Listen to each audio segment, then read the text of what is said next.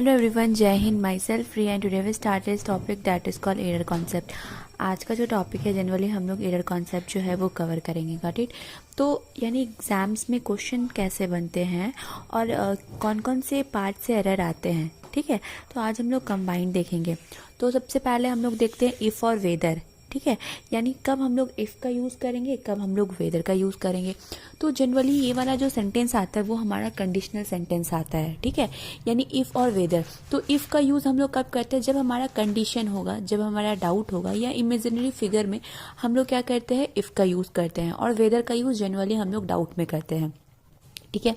तो conditional sentence क्या होता है? कंडीशनल का मतलब होता है कोई कंडीशन वाला, अगर वो आएगी तो मैं जाऊंगा, है ना। तो वो हमारा क्या होता है, कंडीशन, वो आएगी तब मैं जाऊंगा, ठीक है। तो ये हमारा कंडीशनल सेंटेंस होता है।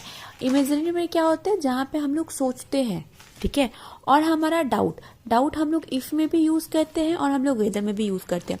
अब कहाँ हम लोग इफ यूज करेंगे और कहाँ हम लोग डाउट यूज करेंगे, ठीक है। तो चलिए वन बाय वन करके डील करते हैं। तो सबसे पहले है I don't know if she love me और नॉट, है ना। तो पहला में क्या लिखा हुआ है, I don't know if she will love me, ठीक है। तो यहाँ पे क्या है ना कि यहाँ पे कंडीशन है, यहाँ पे हम लोग क्या करेंगे ना, कंफ्यूज है, ठीक है। ये वाला फर्स्ट सेंटेंस में हम लोग कंफ्यूज है कि शी विल लव मी, है ना। तो यहाँ पे हम लोग कंफ्यूज है, तो इसलिए हम लोग वहां पे इफ का यूज किए, यानी डाउटफुल है, ठीक है। लेकिन नेक्स्ट कॉन्सेप्ट में हमारा क्या लिखा हुआ है ना, और दे दिया गया है, ठीक है। नेक्स्ट कॉन्सेप्ट में आपका क्या दे दिया गया, और। तो जहां पे भी हमारा और रहेगा तो वहां पे हम लोग वेदर का यूज करेंगे। कंडीशनल सेंटेंस का बात करें तो बहुत सारा ऐसा सेंटेंस होता है जिसमें हम लोग एक साथ दो शेल का यूज नहीं करेंगे, एक साथ दो विल का यूज नहीं करेंगे, है ना। विल शेल का यूज नहीं करते हैं, ठीक है। वुड का यूज नहीं करते, बट नॉर्मल सेंटेंस में हम लोग करते हैं। जैसे आप एग्जाम्पल के तौर देखोगे, I shall come and Preeti will go, ये हमारा नॉर्मल सेंटेंस है, ठीक है। मैं आऊंगी तो प्रीति जाएगी, इसमें कोई भी शर्त नहीं है, ठीक है, ना कोई हमारा डाउट है, ठीक है। ये दोनों सेंटेंस हमारा इंडिपेंडेंटली सेंटेंस है, ठीक है। यानी हमारा फ्रीली सेंटेंस है, मेरे आने से प्रीति के जाने में कोई फर्क नहीं पड़ेगा, ठीक है। तो यही होगा, आई शेल कम, मैं आऊंगी और प्रीति चले जाएगी, है ना। तो ये हमारा नॉर्मल सेंटेंस होगा। तो यहाँ पे शेल और विल दो एक साथ आ सकते हैं। बट अगर जहां पे आप नेक्स्ट कॉन्सेप्ट अगर आप देखोगे तो कंडीशनल वाले में अगर आप देखोगे, if Rana come I would go, अगर राना आएगा तो मैं जाऊंगी, है ना। तो यहाँ पे इफेक्ट पड़ रहा है, यहाँ पे एक बंदे के आने से दूसरा बंदा जा रहा है ना। तो यहाँ पे हम लोग क्या करेंगे, दो शेल दो वुड का यूज नहीं करेंगे, हम लोग यहाँ पे एक ही शेल का यूज करेंगे या फिर एक ही वुड का यूज करेंगे, है ना। तो यहाँ पे हम लोग फर्स्ट वाले में, ठीक है, अगर यहाँ पे लिखा रहता if Rana will come I would go, तो यहाँ पे हम लोग विल को हटा देते। क्यों? क्योंकि ये हमारा कंडीशनल सेंटेंस। रूल नंबर 3 क्या बोलता है? रूल नंबर 3 बोलता है कि एक सेंटेंस में हैड और हैड आ सकता है, हैज और हैड नहीं आ सकता है, हैव और हैव भी नहीं आ सकता है, हैज हैड आ सकता है, हैव हैड आ सकता है। यानी मॉडल ऑफ द स्टोरी ये है कि हमारा हैड जो है वो हमारे किसी के साथ आ सकता है, ठीक है। तो कब आता है? तो हैज और हैव जो है वो हम लोग सिंपल प्रेजेंट टेंस में यूज करते हैं और हैड का यूज हम लोग सिंपल पास्ट टेंस में करते हैं, ठीक है। और इसके साथ हम लोग V3 का यूज करते हैं, ठीक है। और हम लोग परफेक्ट बनाने में, गॉट इट। काल करे सो आज कर, आज करे सो अब, पल में परलय होएगी, वीडियो लाइक करेगा कब।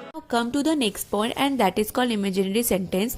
इमेजिनरी सेंटेंस में क्या बोलता है ना कि यहाँ पे ये मैटर नहीं करता है कि कौन सिंगुलर है या कौन प्लुरल है, हमारा हमेशा यहाँ पे वर आएगा, ठीक है।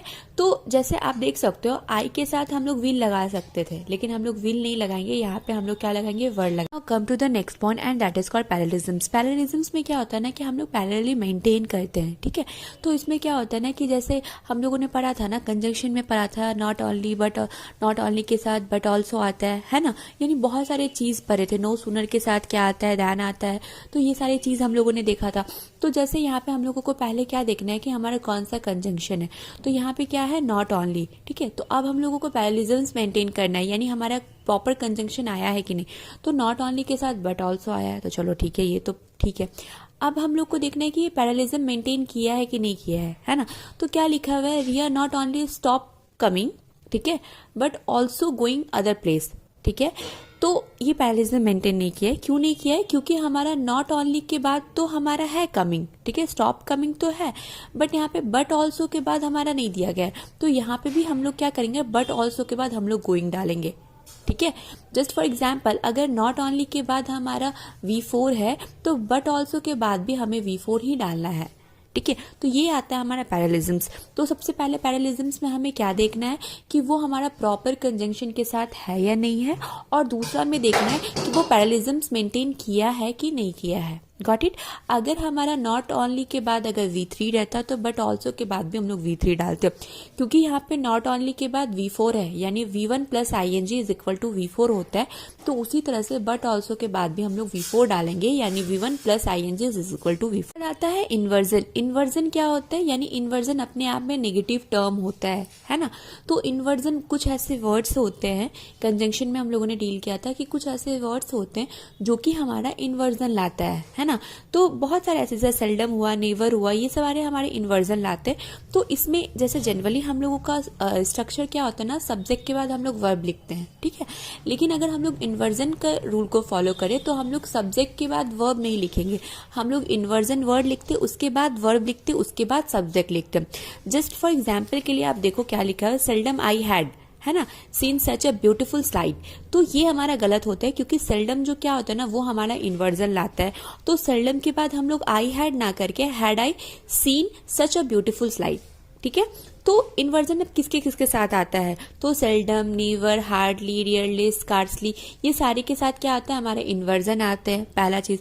और दूसरा क्या बोला जाए, जब हमारा इन्वर्जन आता है तो हम लोग नॉट नहीं यूज करते हैं, ठीक है। तो ये आता है जनरली एग्जाम्स में आपको इन्वर्जन के साथ नॉट दे दिया जाता है ना। तो इन्वर्जन अपने आप में नेगेटिव टर्म होता है, तो उसमें साथ हम लोग नॉट यूज नहीं करेंगे, पहला। और दूसरा हमारा क्या दे दिया जाता है कि इन्वर्जन के साथ पहले सब्जेक्ट आता है, फिर हमें वर्ब लाता है, नहीं। तो इन्वर्जन जब आता है, इन्वर्जन वर्ड जब आते हैं, तो इन्वर्जन के जस्ट बाद हम लोग वर्ब डालते हैं, उसके बाद हम लोग सब्जेक्ट डालते हैं। इनसे रिलेटेड ही नेक्स्ट रूल है, जैसे हार्डली। हार्डली हमारा क्या होता है, एक हमारा एग्जेक्टिव होता है, ठीक है। जैसे इसके साथ हम लोग क्या करेंगे ना, यूज करते हैं। जैसे हम लोग क्या कहते हैं, जैसे इट इज हार्डली जॉब, हम लोग बोलते हैं ना it is a hardly job, तो नहीं। तो हार्डली हमारा क्या है, वो एक इन्वर्जन है, ठीक है, और वो हमारा नेगेटिव टर्म होता है। तो हम लोग हार्डली ना यूज करके इट इज हार्ड जॉब हम लोग करते हैं। बहुत सारे टर्म्स में दे दिया जाता है हार्डली, रियरली, स्कार्सली, तो वो सब यूज ना करके हम लोग हार्ड का यूज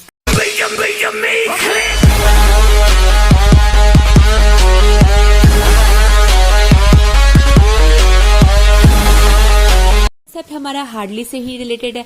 हार्डली के साथ हम लोग व्हेन का यूज करते हैं, ठीक है। बहुत सारे कंजंक्शन के साथ हम लोग फिक्स यूज करते हैं, ठीक है। तो हार्डली के साथ हम लोग व्हेन का यूज करते हैं। जैसे आप एग्जाम्पल के तौर पे आप देखो क्या दिया गया है, hardly he did enter the room when she begin the rain, ठीक है। तो ये हमारा गलत हो जाएगा। हार्डली के बाद हम लोग सीधे वर्ब यूज करेंगे तो हार्डली डिड हो जाएगा। व्हेन तो हमारा सही है, बट हम लोग हार्डली के बाद डिड का यूज करेंगे, ठीक है। जनरली इसमें 3 एरर बनते हैं। सबसे पहले इसमें नॉट लगा दिया जाता है, मैंने पहले ही बताया। उसके बाद इन्वर्जन में यानी हम लोगों को पहले सब्जेक्ट दे दिया जाता है, फिर वर्ब दे दिया जाता है, तो ये भी गलत हो जाता है। और हार्डली के साथ हम लोग व्हेन का यूज करते हैं। स्कार्सली के साथ हम लोग हैड का यूज करते हैं, बट हमेशा नहीं करते, समटाइम करते हैं, ठीक है। नो सूनर के साथ हम लोग देन का यूज करते हैं, ठीक है। लिस्ट के साथ हम लोग शुड का यूज करते हैं, ठीक है। एज देखो, फिर हम लोग अगर हम रूल नंबर 13 में देखें तो एज जो होता है वो हम लोग पॉजिटिव टर्म के लिए यूज करते हैं, और सो एज जो होता है ना वो हम लोग नेगेटिव टर्म के लिए यूज करते हैं, ठीक है। तो जनरली आज हम लोगों ने ना 13 रूल देखा। 13 रूल में हम लोगों ने सबसे मोस्ट इंपॉर्टेंट क्या आता है, पैरेलिज्म्स का आता है, इन्वर्जन्स क्या आते हैं, ठीक है। एग्जाम्स में भी पैरेलिज्म्स और इन्वर्जन बहुत ज्यादा देखने को मिलते हैं, और भी बहुत छोटे छोटे कॉन्सेप्ट होते हैं, तो 1 by 1 हम लोग डील करेंगे। तो जनरली आज हम लोग ने रूल नंबर 13 तक